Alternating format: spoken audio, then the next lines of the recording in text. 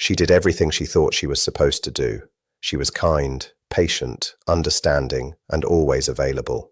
She waited for his calls, gave him space, and kept believing that if she loved him a little harder and proved she wasn't going anywhere, things would eventually become stable. But somehow the more she gave, the further he disappeared. And that isn't always bad luck. Sometimes it's a pattern. There are 4 specific behaviors that can quietly change how an avoidant person experiences you. The hardest part is that most women don't realize they're doing them until they've already started losing themselves. So ask yourself something. Have you ever felt yourself becoming smaller inside a relationship? Not calmer, not more mature, smaller, less expressive, less opinionated, less willing to ask for what you need because you were afraid that doing so might push him away. If that sounds familiar, stay with me. Understanding avoidant behavior isn't about making someone the villain. It's about understanding the emotional wiring behind their reactions so you can stop sacrificing yourself trying to fix something you didn't create. An avoidant nervous system often learned early that emotional closeness could come with a cost. Maybe vulnerability wasn't welcomed, maybe their needs were ignored, maybe depending on someone led to disappointment or control, so the mind built a protective wall. That wall doesn't automatically disappear because you are loving, patient, or loyal. If it ever comes down, it happens when their nervous system begins to feel safe enough to lower it on its own. For someone with strong avoidant tendencies, independence can feel like safety. Connection may be wanted, but too much closeness too quickly can feel threatening. Think of it like a thermostat. Every person has a level of emotional closeness that feels comfortable. For an avoidant person, that range may be much narrower. A little warmth feels good. Too much, too quickly, and an internal alarm goes off. Suddenly, affection becomes distance. Communication becomes silence. Connection becomes withdrawal. And this is where many women make the situation worse without meaning to. They try harder. Another text. Another explanation. More reassurance. More proof that they are safe. More effort to close the distance. But when someone is already feeling emotionally crowded, more effort can feel like more pressure. And pressure is exactly what their nervous system is trying to escape. That's why these 4 behaviors matter. They are often attempts to control uncertainty through effort. But you cannot create emotional safety for someone else by abandoning your own stability. The first behavior is chasing the silence. He becomes quiet, and instead of allowing the space to exist, you immediately try to fill it. You text again, you call, you ask if something is wrong. You explain what you meant in your last message. You replay the conversation and wonder what you did to cause the distance. But for an avoidant person, silence can sometimes be a form of regulation. It isn't automatically rejection. They may simply be trying to calm themselves and regain their sense of control. When you chase that silence, however, they may experience it as pressure. So instead of coming closer, they pull back even further. And something else happens. The relationship begins to develop an imbalance. You become the person pursuing connection, while they become the person deciding when connection happens. Imagine he disappears for 2 days. In the first scenario, you send a message. No response. You send another. Still nothing. Now you're analyzing everything. Was I too emotional? Did I ask for too much? Did I scare him away? When he finally returns, you're so relieved that you never address the disappearance. You simply welcome him back. Without realizing it, you've taught the relationship that his withdrawal costs him nothing. He can disappear, and you'll still be waiting. Now imagine the same situation handled differently. He becomes quiet for 2 days. You notice it, and yes, you may feel anxious. But instead of chasing, you continue living. You meet a friend. You work on your goals. You go for a walk. You enjoy your evening. You sleep. Your life doesn't stop because his phone is silent. When he returns, you're warm, but you're not desperate for reassurance. That's not playing games. It's not pretending you don't care. It's emotional independence. The message is simple. My life doesn't pause when you become distant. And that's far more powerful than sending the perfect text. So when the silence comes, don't immediately rush to fill it. Let the space exist. Then fill your own life with something meaningful. Your friends, your work, your interests, your routines, your goals. The goal isn't to become colder than him. The goal is to stop making his availability responsible for your emotional stability. If you're recognizing yourself in this, comment "recognize" below. Sometimes simply naming a pattern is the first step toward breaking it. And subscribe to The Avoidant Guide for more conversations about avoidant attachment, relationship psychology, emotional boundaries, and self-respect. The second behavior is losing your own shape. This one is much quieter because it doesn't look like desperation. It looks like being flexible, understanding, easygoing, but underneath, your identity is slowly disappearing. You stop suggesting the things you enjoy because he doesn't like them. You soften your opinions because disagreement feels risky. You stop asking for certain things because you don't want him to feel pressured. Little by little, you begin organizing your life around his comfort, and eventually you aren't compromising anymore. You're erasing yourself. There is a difference between compromise and self-abandonment. Compromise means two people adjust while remaining themselves. Self-abandonment means one person keeps shrinking until the relationship becomes easier for the other person, but emptier for them. You may tell yourself, if I need less, maybe he'll stay. If I don't complain, maybe he'll feel safe. If I stop asking questions, maybe he'll come closer. But eventually, you're no longer being yourself. You're managing someone else's nervous system at the expense of your own identity. And that's where your value begins to disappear, not because you became less worthy, but because you stopped showing up as a complete person. You don't need to become the perfect woman who finally convinces an avoidant to stay. You need to remain yourself while discovering whether he is capable of meeting you there. You can love deeply without abandoning yourself. You can give space without becoming invisible. You can compromise without surrendering your identity. And you can care about someone while still remembering that your life, your needs, and your sense of self matter too. Because the goal isn't to make an avoidant choose you at any cost. The goal is to never lose yourself trying to be chosen. There is a deeper psychological trap hiding underneath all of this. Emotional intelligence teaches us that attraction isn't created by becoming identical to someone. It's created through differentiation. There needs to be a complete person standing on the other side of the relationship, someone with her own opinions, interests, values, and direction. The moment that disappears, something changes. When a woman slowly becomes an extension of what he wants instead of remaining someone with desires of her own, an avoidant person may begin to feel less drawn in. Not necessarily because he is cruel or doesn't care, but because there is no longer a separate person to discover. There is no contrast, no individuality, no sense of who is this person and what makes her see the world this way. It's almost like looking into a mirror. And this is confusing because many people believe intimacy means becoming one. They think closeness comes from liking everything the same, spending all your time together, thinking alike, and eventually functioning as one unit. But healthy intimacy doesn't require two people to disappear into each other. Real closeness comes from two complete people choosing to stand beside each other. Think about two trees growing next to each other. Their roots remain firmly in their own soil. Their branches grow in different directions, reaching toward their own sources of light. Yet eventually, their branches overlap, creating shade and shelter together. Neither tree has to give up its roots for the other. That's what healthy connection looks like. Two whole people, close enough to support each other without becoming one person. Think about a woman who used to run every Saturday morning. It was her ritual. She would come home energized and proud, ready to start her weekend. Then she entered a relationship with someone who hated early mornings. At first, she skipped her run occasionally so they could spend more time together. Then it became most Saturdays. Eventually, it became normal. A year later, she couldn't remember the last time she'd put on her running shoes before 9. There was no major argument. He never directly told her to stop. It happened through dozens of tiny decisions. One small sacrifice became another until an entire part of her identity quietly disappeared. And this matters even more with an avoidant partner because avoidant attachment can involve a deep fear of being engulfed by another person. The fear isn't simply, I don't want intimacy. Sometimes it's, I don't want to become responsible for another person's entire emotional world.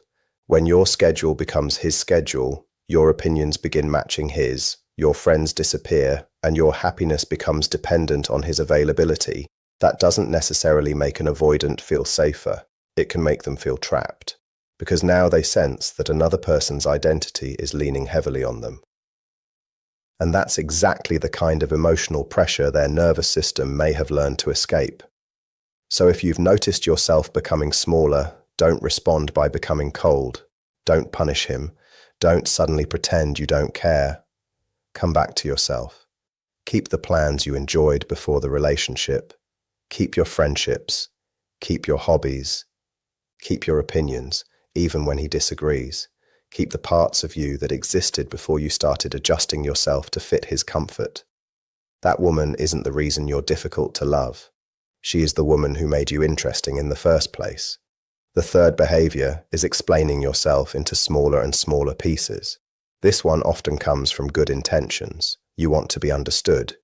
You want to prevent misunderstandings. So when something feels tense, you explain. Then you explain the explanation. You clarify your tone. You clarify your intention.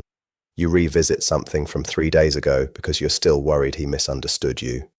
But excessive explanation communicates something beneath the words. It can say, "I'm worried about how you see me." It can say, "I need you to understand me so I can feel okay." And for an avoidant nervous system, even that can feel like pressure. There is a major difference between healthy communication and over-explaining. Healthy communication says what needs to be said clearly and allows the other person to process it. Over-explaining keeps adding more. You explain, then add context, then clarify the context, then ask whether they understood, then send another message because their response wasn't reassuring enough. One comes from confidence, the other usually comes from anxiety. And an avoidant person may sense that emotional weight, even if they can't explain exactly what feels different. Imagine you send a simple message, "Running a little late tonight, sorry." He replies, "Okay, that's all." But instead of letting it go, your mind starts searching for hidden meaning. Is he annoyed? Did I upset him? Does he still want to see me? So you send another message. "You're not upset about tonight, are you?" Then he doesn't respond immediately. Now you send another. "If you'd rather reschedule, that's completely okay. Just let me know." By the time he responds casually, saying everything is fine, you've already sent 3 messages trying to solve a problem that never existed. And every extra message moves you slightly farther away from emotional calm, not because he's keeping score, but because the emotional atmosphere has changed. The answer isn't complicated. Say what you mean once. Say it clearly. Say it kindly. Then let it breathe. Trust that your message doesn't need 5 follow-ups to become valid. If something genuinely needs clarification, you can address it later, but don't chase reassurance simply because silence makes you uncomfortable. There is something powerful about being able to say what you mean and then remain at peace.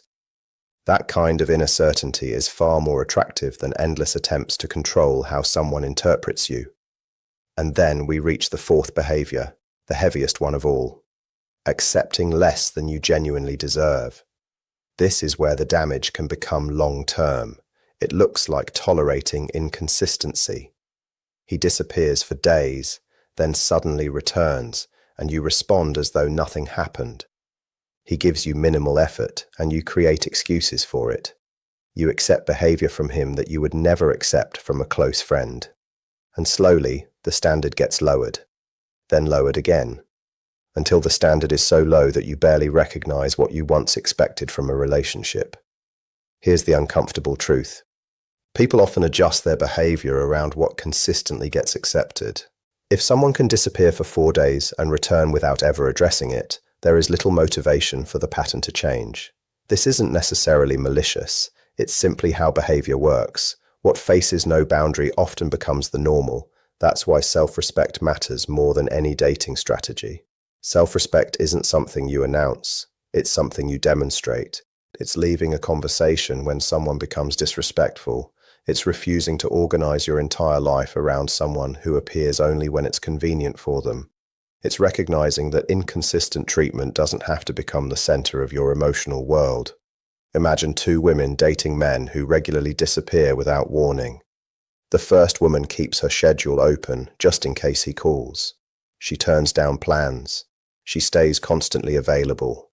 And when he finally returns after several days, she welcomes him immediately without addressing what happened. Over time, she's no longer enjoying the relationship. She's managing it. The second woman sees the same pattern and calmly acknowledges it. She might say, "I need more consistency than this to feel good in a relationship." Not as a threat, not as an ultimatum, simply as information about who she is and what she needs. Then she lives according to that standard. She keeps making plans. She continues her life. And if the inconsistency continues, she doesn't beg him to change. She observes the pattern and makes her own decision. That's the difference. She doesn't perform value, she embodies it. And when a woman quietly maintains her standards without drama, threats, or constant announcements, something powerful happens. She stops asking someone else to determine her worth. She starts deciding what kind of relationship deserves access to her. That is where real self-respect begins. Even an avoidant partner, despite all the distance and fear around intimacy, can sense when they're dealing with a woman who knows her worth without constantly needing validation. That kind of presence is rare, but let's make one thing clear. None of this means the avoidant partner is blameless, or that the woman is responsible for fixing everything. Avoidant people have their own fears, defenses, history, and emotional work to face. You cannot do that work for them. What you can control is your side, your reactions, your boundaries, your choices, your sense of self. You cannot force someone to heal, but you can stop abandoning yourself while waiting for them to change. And when you look at the 4 behaviors we discussed, they're really different versions of the same pattern. Chasing silence, losing yourself, over-explaining, accepting less than you deserve. All of them come from one deeper fear. Trying to control how someone else feels about you instead of trusting yourself. That's the shift that changes everything. You cannot create peace in someone else's nervous system by destroying your own. You cannot create consistency by becoming smaller, quieter, easier, or endlessly available. When you're afraid of losing someone, anxiety tells you to do something. Send another text, explain again, compromise more, lower your standards, try harder. But those reactions can create the very pressure that makes an avoidant person pull away. The healthier response is almost the opposite. Stay whole, keep living your life. Say what you need to say clearly, then let it stand. Keep your standards, even when doing so feels uncomfortable. And don't do this to manipulate someone into chasing you. Do it because you respect yourself enough to know that you cannot force anyone to stay. This is where real emotional self-regulation matters. Self-regulation isn't pretending you're calm when you're falling apart inside. It's feeling the anxiety and still choosing your response instead of allowing fear to choose it for you. You feel the urge to text again, but you pause. You fear they're leaving, but you don't abandon yourself to prevent it. You feel uncertain, but you don't immediately react. That small space between emotion and action is where your power exists. Chasing happens there. Over-explaining happens there. Lowering your standards happens there. But staying grounded happens there too. The feeling may be the same. The choice can be different. And this doesn't mean becoming cold or pretending you don't care. The goal isn't suppression, it's awareness. When you feel the urge to act, ask yourself, am I doing this from stability or from fear of losing them? If it's fear, pause. You don't need to make a permanent decision. Just give yourself enough time for the emotion to settle before you respond. That pause can be more powerful than any perfect text or dating strategy. Because emotional intelligence isn't about perfectly decoding another person. It's about remaining connected to yourself while they deal with their own emotions. You're not responsible for repairing someone else's nervous system. You're responsible for protecting your own peace and deciding whether the relationship, as it actually exists today, is healthy enough for you. And that leads to the deeper question, who am I becoming inside this relationship? Are you smaller than you used to be?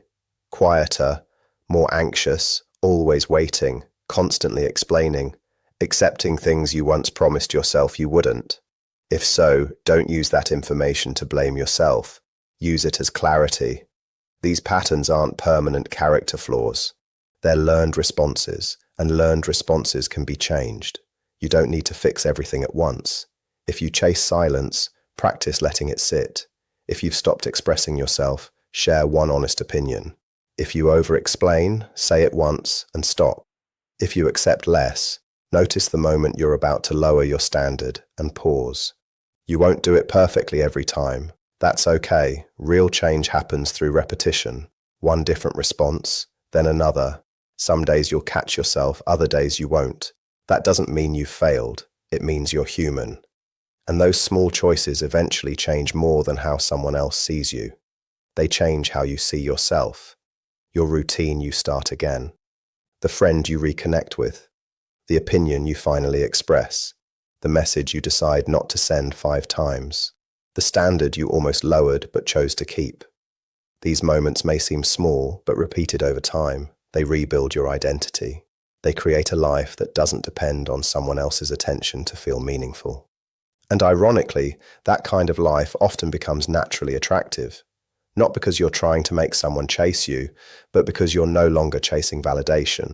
So if this made you recognize something in yourself, comment "aware" and subscribe to The Avoidant Guide for more videos about avoidant attachment, relationship psychology, boundaries, and emotional self-respect. But remember this, the goal was never to become a woman he couldn't leave.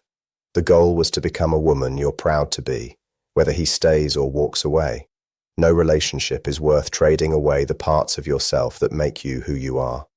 The routine you gave up, the friend you stopped seeing, the opinion you swallowed, the message you almost sent again, the boundary you almost abandoned, those quiet choices matter because when you keep choosing yourself, you stop building your life around whether someone else will choose you. You begin building a life you're happy to live regardless of who stays. And that's where real strength begins, not in chasing, not in proving, not in becoming impossible to leave, but in becoming so grounded in who you are that love can add to your life without requiring you to disappear inside it.